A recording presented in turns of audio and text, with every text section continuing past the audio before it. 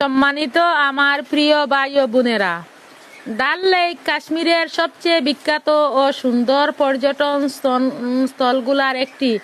এটিকে কাশ্মীরের মুকুটের রত্ন বলা হয়। শ্রীনগরের মাঝখানে অবস্থিত এই হ্রদ চারপাশে পাহাড়, মুঘল বাগান, হাউসবোট ও রঙিন শিকারা নৌকার জন্য বিশ্বজুড়ে পরিচিত।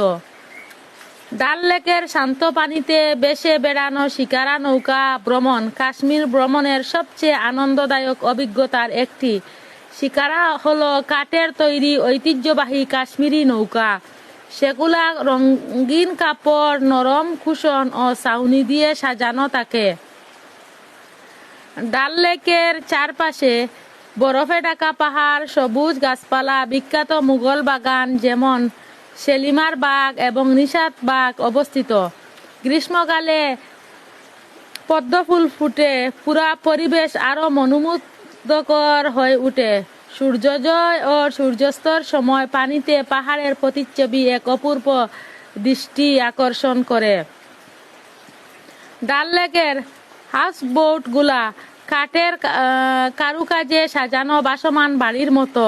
রাতে হাউসবোটে থাকলে লেকের শান্ত পরিবেশ, ঠান্ডা হাওয়া ও পানিতে চাঁদের প্রতিফলন এক অসাধারণ অনুভূতি দেয়।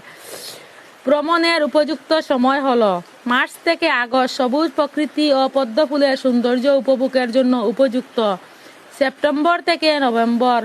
শরতের সোনালী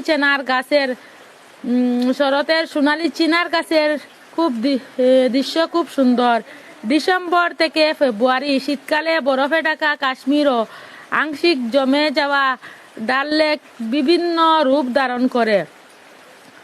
ডাল লেক কেন এত জনপ্রিয়? ডাল লেক শুধু একটি হ্রদ নয়, এটি কাশ্মীরের সংস্কৃতি, সৌন্দর্য ও মানুষের জীবনযাত্রার প্রতীক।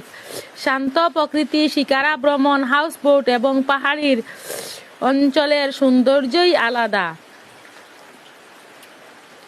শিকারায় বসে ধীরে ধীরে লেকের পানির উপর ভেসে চলার সময় ঠান্ডা বাতাস, পাখির ডাক, চারপাশের নীরবতা মনকে প্রশান্ত করে।